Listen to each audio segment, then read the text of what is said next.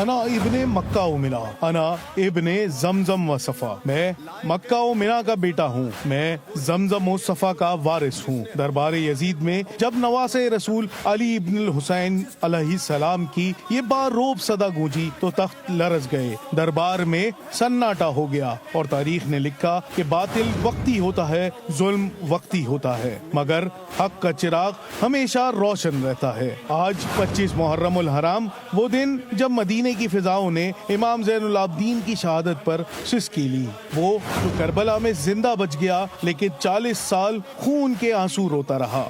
کربلا کے واقعے کے بعد اہل بیت کے قافلے کی قیادت سنبھالنے والے وہ نوجوان جن کے جسم کو بیماری نے گھیر لیا تھا مگر دل میں صبر اور حوصلے کا سمندر تھا، وہ نہ جھکے اور نہ ہی حق بات کہنے سے رکے۔ کربلا سے کوفہ، کوفہ سے شام، بستی بستی، قریہ قریہ واقع کربلا اور شہادت امام حسین علیہ السلام بیان کرتے رہے۔ جب دربار یزید میں اہل بیت کو قیدی بنا کر پیش کیا گیا تو امام زین العابدین نے کھڑے ہو کر وہ خطبہ دیا جو آج بھی بیداری کی صدا ہے۔ اے لوگو، میں اس کا بیٹا ہوں جسے کربلا میں پیاسا شہید کیا گیا، میں اس نبی کا نواسا ہوں جس پر اللہ نے قرآن نازل کیا۔ امام سجاد علیہ السلام نے جناب زینب سلام اللہ علیہا کے ساتھ مل کر کربلا کو تاریخ کا عنوان بنا دیا، شہدائے کربلا کی مزاحمت کی گواہی دی، ظلم کے خلاف پہلی دستاویزی جد و جہد کی۔ مورخ طبری اور ابن اسیر لکھتے ہیں امام علیہ السلام کے خطبے کے بعد اہل شام رو پڑے،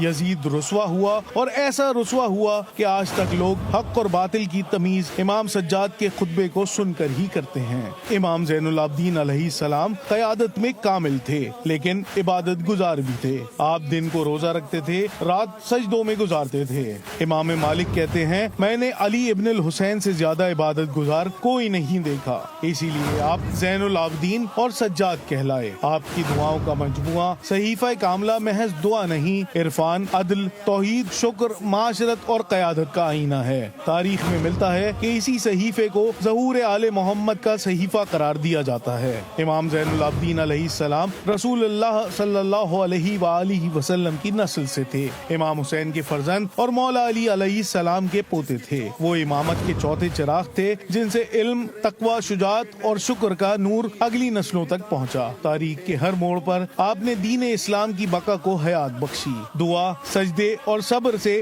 امام سجاد علیہ السلام نے صبر، عبادت اور علم سے دشمن کو شکست دی، نہ تلوار سے، نہ افواج سے، بلکہ سجدوں اور الفاظ سے۔ وہ ہمیں سکھا گئے کہ ظلم کے بعد صبر اور قید کے بعد خطبہ ہی اصل فتح ہے۔ امام زین العابدین علیہ السلام حریت اور امید کا روشن چراغ تھے، وہ ہمیں سکھا گئے کہ قید ہو یا کربلا، اگر موقف حق پر ہو تو مرنے کے باوجود ہار نہیں ہوتی۔ امام سجاد شہید ہو گئے مگر سجدوں کا نشان چھوڑ گئے، وہ قید ہوئے لیکن تاریخ آزاد کر گئے، مزاحمت لکھ کے گئے اور صبر سکھا کے گئے۔ 25 محرم یوم شہادت امام زین العابدین نہیں بلکہ ایک حیات ابدی کا اعلان ہے۔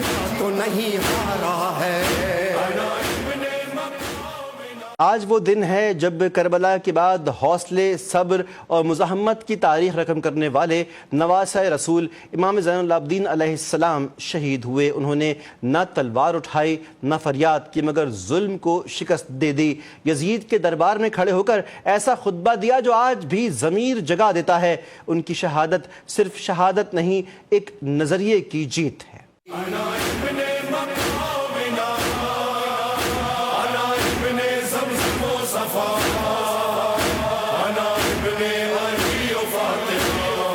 انا ابن مکہ و منا، انا ابن زمزم و صفا، میں مکہ و منا کا بیٹا ہوں، میں زمزم و صفا کا وارث ہوں۔ دربار یزید میں جب نواسۂ رسول علی ابن الحسین علیہ السلام کی یہ بار روب صدا گونجی تو تخت لرز گئے، دربار میں سناٹا ہو گیا، اور تاریخ نے لکھا کہ باطل وقتی ہوتا ہے، ظلم وقتی ہوتا ہے، مگر حق کا چراغ ہمیشہ روشن رہتا ہے۔ آج 25 محرم الحرام وہ دن جب مدینے سینے کی فضاؤں نے امام زین العابدین کی شہادت پر سسکی لی.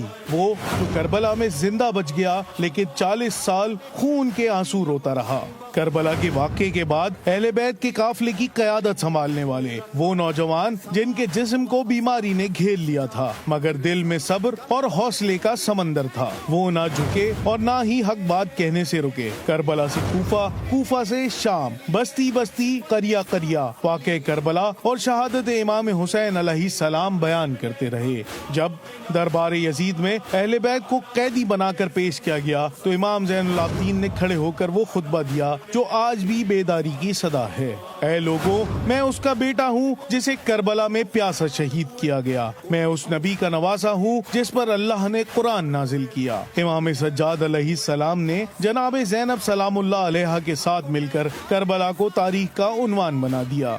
شہدائے کربلا کی مزاحمت کی گواہی دی، ظلم کے خلاف پہلی دستاویزی جد و جہد کی. مورخ طبری اور ابن اسیر لکھتے ہیں امام علیہ السلام کے خطبے کے بعد اہل شام رو پڑے. یزید رسوا ہوا اور ایسا رسوا ہوا کہ آج تک لوگ حق اور باطل کی تمیز امام سجاد کے خطبے کو سن کر ہی کرتے ہیں. امام زین العابدین علیہ السلام قیادت میں کامل تھے لیکن عبادت گزار بھی تھے. آپ دن کو روزہ رکھتے تھے، رات سجدوں میں گزارتے تھے. امام مالک کہتے ہیں میں نے علی ابن الحسین سے زیادہ عبادت گزار کوئی نہیں دیکھا، اسی لیے آپ زین العابدین اور سجاد کہلائے. آپ کی دعاؤں کا مجموعہ صحیفہ کاملہ محض دعا نہیں، عرفان، عدل، توحید، شکر، معاشرت اور قیادت کا آئینہ ہے. تاریخ میں ملتا ہے کہ اسی صحیفے کو ظہور آل محمد کا صحیفہ قرار دیا جاتا ہے. امام زین العابدین علیہ السلام رسول اللہ صلی اللہ علیہ وآلہ وسلم کی نسل سے تھے. امام حسین کے فرزند اور مولا علی علیہ السلام کے پوتے تھے. وہ امامت کے چوتھے چراغ تھے جن سے علم، تقوی، شجاعت اور شکر کا نور اگلی نسلوں تک پہنچا. تاریخ کے ہر موڑ پر آپ نے دین اسلام کی بقا کو حیات بخشی.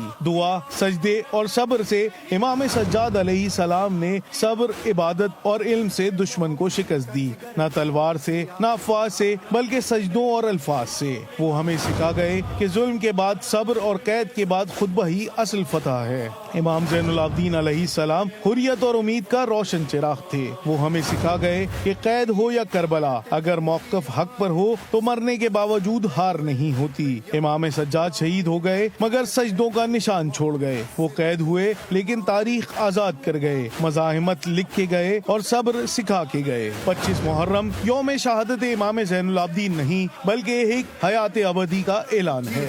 تو نہیں ہارا ہے